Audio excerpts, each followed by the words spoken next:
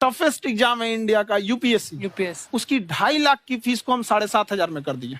और सेम बहुत बढ़िया, वेरी गुड। और इंडिया के सबसे बेस्ट टीचर के साथ जो भी हैं वो अपने सब्जेक्ट में उससे बेस्ट इंडिया में कोई नहीं। और इतना के बावजूद ऐसे हम लोग को लगता होगा 7,500 बहुत कम है। एक लड़की ने कहा कि सर शाम वाले बैच को ना मॉर्निंग में कर दीजिए। हम कहे बाबू तो इतना सबके इंडिविजुअल से तो बैच ट्रांसफर नहीं, क्या प्रॉब्लम है? उसने कहा ना शाम में हमको दूसरे के यहाँ बर्तन मांजने जाना होता है। तो हम लोग को लगता है कि जितना ये तकलीफ इससे कई गुना ज्यादा है। और कई बार तो ऐसा लगता है कि वो भी ना ले। एक लड़का बेचारा नदी से बालू निकालता था और वो बालू को भरता था, फिर नाव बालू को किनारे लेके बेचती थी और वो बालू भरता था, उससे मेरी फीस ले आया। हमारा हाथ कांप गया, हम कैसे फीस ले लेंगे यहाँ पर। बहुत बढ़िया। उसी दिन हमने ये प्रण लिया था कि भारत का कोई भी बच्चा उसके सफलता में पैसा उसकी बाधा नहीं बनेगी, चाहे उसको जितना भी पढ़ना रहे यहाँ पर। क्या बात। और अर्चना जी, मैं इनके बारे में एक बात, खान सर आपके बारे में मैं एक बात कहना चाहता हूँ। इनका जो स्टार्टअप है ये बूटस्ट्रैप्ड है। अच्छा। मैं साधारण भाषा में बता देता हूँ, ये सेल्फ फंडेड है। इन्होंने अभी तक किसी और से पैसा नहीं लिया है। ये इन्वेस्टर के पैसे से नहीं, इन्होंने खुद इसको बिल्ड किया है। और बल्कि इतना स्ट्रॉन्ग स्टार्टअप है ये कि मैं कहूंगा कि अगर इन्वेस्टर्स को इन्वेस्ट करना हो तो मैं एंडोर्स करता हूँ ऐसे स्टार्टअप्स को। यही सब चीजों को देखते हुए कई लोगों ने धमकी भी दिया था वहां पर। अच्छा। और उसके बाद बम चला दिए और 7-8 बम चला दिए और कुछ ब्लास्ट हुआ। एक बेचारा नया लड़का आया था एडमिशन लेने के लिए, उसकी स्कूटी उड़ा दिया। वो आया था, कहा कि सर हम तो पढ़ने आए थे, हमारा स्कूटी उड़ गया। हमारी ऑफिस उड़ा दिए सब। एक तो पास में आके गिरा और नहीं फटा वो।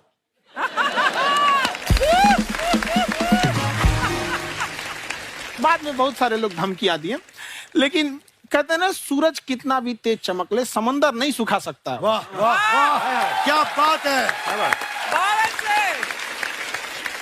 मैम एक्चुअली ये फीस कम करने का एक और रीजन है।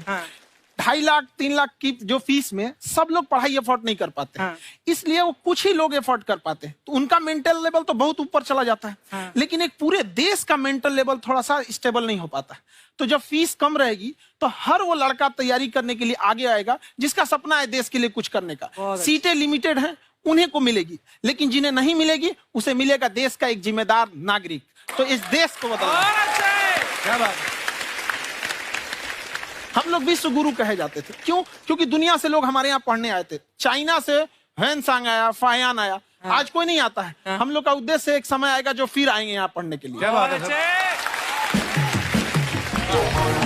पर आप देखो अर्चना जी, सबसे ज्यादा आईपीएस आईएएस बिहार से निकलते हैं। आप देखो पढ़ाई लिखाई में पॉलिटिशियन बहुत बड़े बड़े निकले हैं। तो ऐसा नहीं है, हर जगह ऑप्शन भी नहीं है वहाँ पे, इंडस्ट्री नहीं है, खेती करेगा तो कोई खास वो नहीं रहे, ऑप्शन भी नहीं है। सही बात है। बिहार की मिट्टी में एक चीज है, जिद तो बहुत जबरदस्त है। कुछ भी नहीं रहेगा तो सब कुछ पाने का उसको जिद रहेगा, करके भी दिखा देगा। वहाँ पे कर देंगे हम यहाँ पे।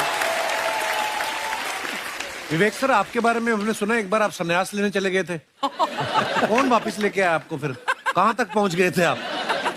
नहीं, मैं एमबीए की पढ़ाई के बाद मैं ये सोचा था कि अपना जीवन भगवान की सेवा में समर्पित कर दूं। अच्छा जी। बहुत साल मैं वृंदावन में रहा था और गुरुकुल में रहा था। अच्छा। और वहाँ सेवा करना, बहुत अच्छी शिक्षा मिली। मैं बोलता हूँ मेरी असली एमबीए वही थी, मोस्ट ब्यूटीफुल एसोसिएशन। और मैं वहाँ भगवत गीता पढ़ी, जहाँ मुझे गीता से लगाव हुआ। तो मेरे गुरुजी का आदेश था कि आप भगवत गीता को बिजनेस मैनेजमेंट के साथ जोड़ के देश दुनिया में बताओ। मेरे को लगा बड़ा मुश्किल काम है। मैंने बाद में देखा कि डॉक्टर स्टीफन कॉवी, जिनकी किताब है 7 habits of highly effective people, आप सबने पढ़ी होगी, उन्होंने बोला मैंने 7 हैबिट भगवत गीता से लिए। और हमारे देश के लोग ऐसे हैं जो मेरी किताब पढ़ते हैं, जो कि 3.5 मिलियन कॉपीज बिक चुकी हैं, और भारत में भगवत गीता नहीं पढ़ते। तो मुझे लगा कि मैं गीता विद मैनेजमेंट के ऊपर आकर के बातचीत करूं। मुझे लगा बहुत कठिन होगा, पर मेरे गुरुजी का आदेश था कि कठिनाई आपको तभी तक दिखेगी जब कठिनाई को देखोगे।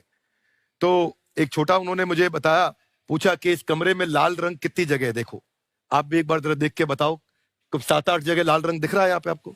1 ये 2, वो लाल रंग टी शर्ट पे 3 4 5, ये लाल हो गया 6, उधर लाल हो गया 7, एप्पल लाल, बिल्कुल ठीक 7। पर जब आप लाल रंग ढूंढ रहे थे तो क्या आपको हरा रंग दिख रहा था? Yes no? नहीं। जब आप लाल रंग ढूंढ रहे थे तो क्या आपको काला रंग दिख रहा था? Yes no? नहीं। नो। जिंदगी भी ऐसी है, जो ढूंढोगे वही मिलेगा, बाकी कुछ नहीं मिलेगा। तो उन्होंने कहा कि आप इसी सोल्यूशन पे फोकस करो और गीता के मैसेज को पहुंचाओ।